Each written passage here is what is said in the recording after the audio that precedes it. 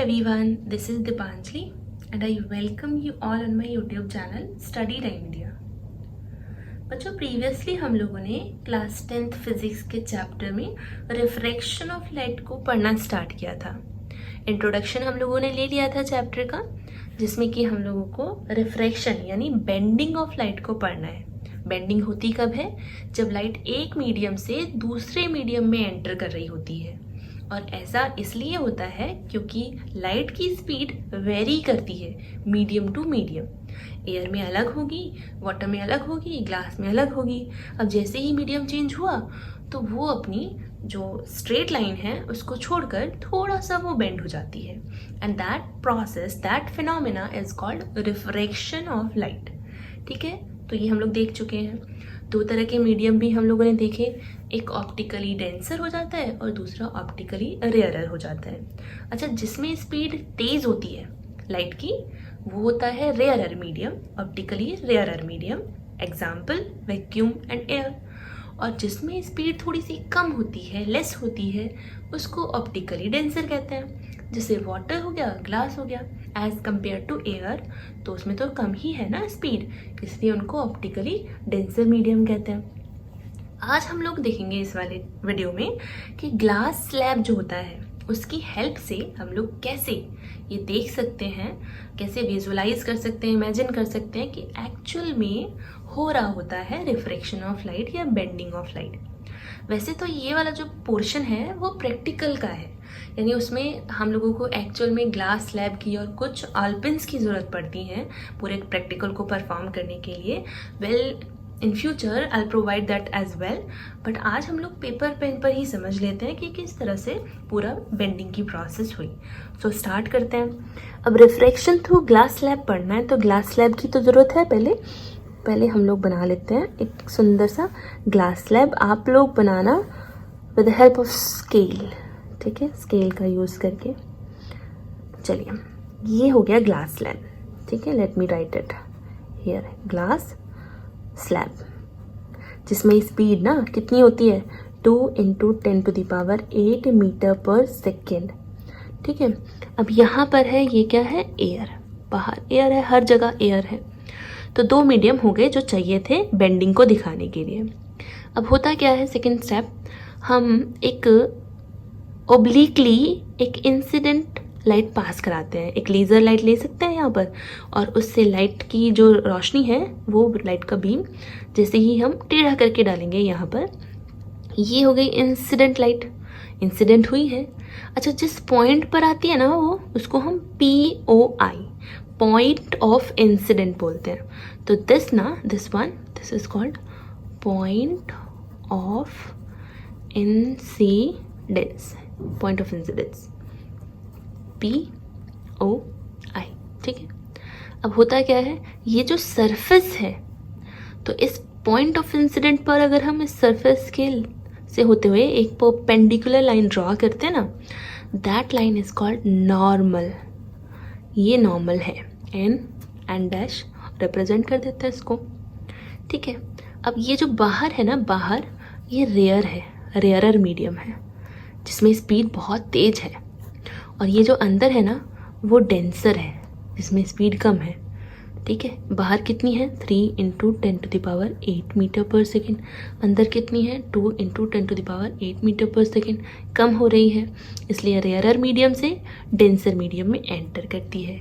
तो पता है क्या होता है, ये ना लाइट की रे थोड़ी सी बेंड हो जाती है इस तरह से। बेंडिंग क्यों होती है, this we have already discussed in previous video. ठीक है, तो इस तरह से ये आकर यहाँ पर थोड़ी सी बेंड हो गई। अच्छा, ये जो एंगल होता है ना नॉर्मल और इंसिडेंट लाइट रे के बीच का, इसको हम एंगल ऑफ इंसिडेंट बोलते हैं। Angle of incident, similar as in the case of mirror.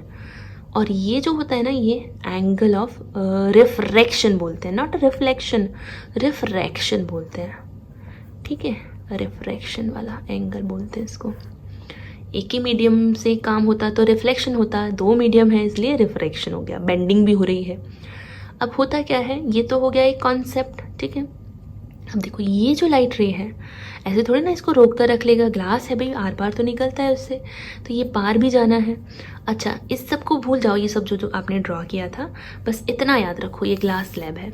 अब क्या हो रहा है ना, अब लाइट की बारी है डेंसर से, ये जो डेंसर मीडियम है उससे वापस रेयरर मीडियम में जाने की, एयर में जाने की। ग्लास से एयर में जा रही है, पहले एयर से ग्लास में एंटर हुई थी तो नॉर्मल की तरफ बेंड हुई, ठीक है। अब देखो होता क्या है, ये क्या है, पॉइंट ऑफ इंसिडेंट भाई, इसके लिए पॉइंट ऑफ हम रिफ्लेक्शन बोल सकते हैं, रिफ्रैक्शन बोल सकते हैं। इस पॉइंट पर अगर हम नॉर्मल ड्रॉ करते हैं, perpendicular line which is called normal, तो ये एन डैश हो गया, नॉर्मल हो गया। तो पता है जब भी लाइट की रे डेंसर से होती हुई रेयरर में जाती है ना, तो नॉर्मल से दूर हो जाती है। ये कॉन्सेप्ट हम प्रीवियसली पढ़ चुके हैं, ठीक है, ये दूर हो जाती है। अच्छा, इसको हम बोलते हैं एमर्जेंट लाइट रे, एमर्जेंट लाइट रे। ये जो आई थी ना, इसको हम रिफ्रैक्टेड लाइट रे बोलते हैं, रिफ्रैक्टिव। और ये जो है इंसिडेंस बोलते हैं, इंसिडेंट रे, रिफ्रैक्टिव रे। और ये जो वापस निकल गई, इसको एमर्जेंट लाइट रे बोलते हैं, ई से रिप्रेजेंट कर सकते हैं। अब देखो ये वाला जो एंगल है, ठीक है, ये इसके लिए है, और ये वाला जो एंगल है बराबर है क्या, नहीं, ये जो एंगल ऑफ इमर्जेंस बोल सकते हैं इसको हम, angle of emergence. Let me right it properly, angle of emergence, इसको हम एंगल ऑफ इमर्जेंस बोलेंगे, ठीक है। तो आई होप ये कॉन्सेप्ट क्लियर हो गया होगा कि किस तरह से जब लाइट की रे रेयरर मीडियम से डेंसर में जाती है तो नॉर्मल की तरफ झुक जाती है because of this speed difference. और जब लाइट की रे को मिलता है ना मौका इस डेंसर से रेयरर में खुले में जाने का, तो वो एकदम से भागना चाहेगी और खुले खुले यानी कि वो बड़ा सा एंगल बनाते हुए एंगल ऑफ इमर्जेंस वो नॉर्मल से थोड़ा दूर हो जाती है। अच्छा, एक बात बताओ, अगर ये ग्लास स्लैब नहीं होता तब तो वो अपना कैरेक्टरिस्टिक थोड़ा ना भूलती लाइट, यानी light always travel in a straight line, तब ये ऐसे स्ट्रेट लाइन में जा रही होती। तो देखो कितना डिफरेंस आया है ना किसके बीच में, इस ग्लास स्लैब को रख देने से इतना ज़्यादा डिफरेंस आ गया है दोनों के बीच में।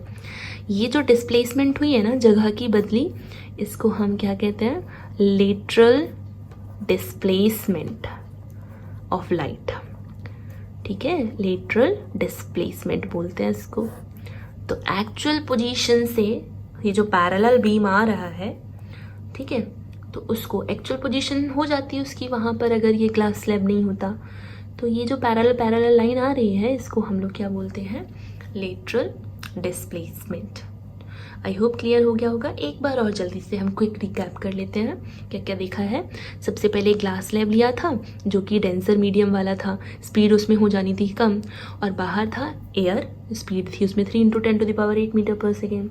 एक लेज़र लाइट ली और जैसे ही ओब्लिकली टेढ़ा करके हमने पास कराया ना, तो जैसे ही वो हिट करती है पॉइंट ऑफ इंसिडेंट पर, नॉर्मल हम लोग ड्रॉ कर देंगे, तो उसका नेचर होता है स्पीड कम हो जाने की वजह से नॉर्मल की तरफ बेंड हो जाना, ठीक है।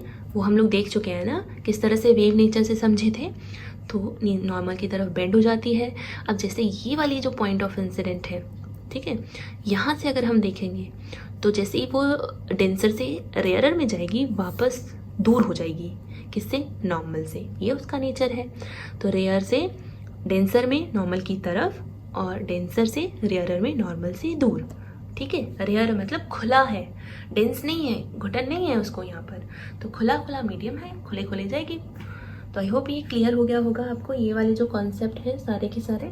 अब ये जो लेटरल डिस्प्लेसमेंट है ना, ये कई चीज़ों पर डिपेंड करता है, इसकी जो वैल्यू है बदलती घटती रहती है। एक तो डिपेंड करेगा ये जो ग्लास स्लैब है इसकी थिकनेस पर, अगर थिक होगा तो अलग डिस्प्लेसमेंट शो होगा, थिन होगा तो अलग डिस्प्लेसमेंट शो होगा।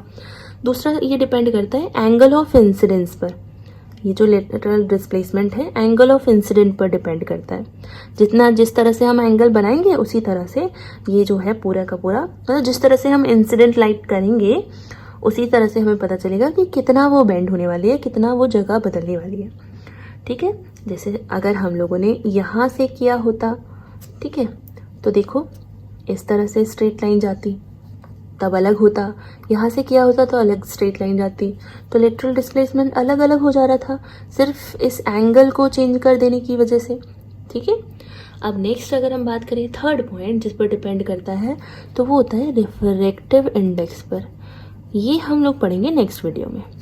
रिफ्रैक्टिव इंडेक्स जब हम लॉज डिस्कस करेंगे ना, रिफ्रैक्टिव इंडेक्स जिसको हम एन से डिनोट करते हैं, ये रिलेशन बताता है दो के बीच का, किस किस के बीच का, एंगल ऑफ इंसिडेंट और एंगल ऑफ रिफ्रैक्शन के बीच का जो रिलेशन होता है उसको बताता है ये, तो उस पर डिपेंड करता है। तो ये हम लोग बाकी आने वाली जो वीडियोस हैं उनमें समझ लेंगे। तो आई होप आपको आज का ये टॉपिक क्लियर हो गया होगा। कोई कन्फ्यूजन हो तो आप क्या करेंगे, कमेंट बॉक्स में लिखकर मुझे बताएंगे। अच्छा, एक और पॉइंट मैं यही बता देती हूँ आप लोगों को कि हम ओब्लिकली बार बार डालने की बात कर रहे हैं लाइट को। अगर हमने स्ट्रेट में डाल दिया सीधा तो क्या फ़र्क पड़ेगा, क्या तब बेंडिंग नहीं होगी, तब रिफ्लेक्शन की प्रोसेस नहीं होगी? तो नहीं होगी। अब कैसे, देखो मैंने क्या बताया था जब समझाया था आप लोगों को कि लाइट के एक बीम में इस तरह की वेव्स होती हैं। इनको पता है कि अभी एयर में है तो हमें स्पीड कितनी रखनी है, 3 × 10⁸ मीटर पर सेकेंड। ओके, देखो अभी भी सेम स्पीड है, उतनी स्पीड से आ रही हैं। अब देखो वेव का ये वाला पोर्शन और ये वाला पोर्शन एग्जैक्टली सेम टाइम पर ही अंदर एंटर होने वाला है। यानी कि जब इनकी स्पीड 3 × 10⁸ की स्पीड से घटकर 2 × 10⁸ मीटर पर सेकेंड होगी ना, जो कि ग्लास में होती है, तब ये दोनों पोर्शन जो होंगे वो साथ साथ ही होंगे। जो कम हो रही है ना स्पीड, वो सेम टाइम पर वो एंटर हुए, सेम टाइम पर स्लो डाउन हुई स्पीड। और देखो मैं जल्दी से बना देती हूँ इसको ऐसे, और सेम टाइम पर ना ये ऐसे निकल भी जाएंगे यहाँ पर, सेम टाइम पर ही ये बाउंड्री पर आएंगे और सेम टाइम पर इनकी स्पीड वापस से इंक्रीज भी हो जाएगी। तो ऐसा वाला केस नहीं था कि जब हमने उसे इस तरह से देखा, ओब्लिकली उसको डाला, तो ओब्लिकली एंटर कराने पर ये पोर्शन जल्दी स्लो डाउन हो गया और ये वाला जो पोर्शन है उसको भी पता ही नहीं है कि आगे ग्लास आने वाला है, तो वो तो अपना उसी स्पीड से चल रहा है, जिसकी वजह से जल्दी से ये वाला इतना डिफरेंस बनाकर बेंड होती है। आई होप क्लियर हो गया होगा, ठीक है। तो ये बात होती है किसमें, जब लाइट की रे सीधे ट्रेवल करती है, स्पीड का स्लो डाउन होना सेम टाइम पर, एंटर होना सेम टाइम पर, एग्जिट होना सेम टाइम पर, सब साथ साथ हो रहा है। पूरी एक वेव को पता है कि हम लोगों को कब एंटर करना है, कब स्लो डाउन करनी है, तो उसमें तो बेंडिंग होगी ही नहीं ना। तो ये रीज़न होता है, ठीक है। आई होप समझ में आया होगा। नेक्स्ट वीडियो में हम लोग देखेंगे इफेक्ट्स ऑफ रिफ्रैक्शन।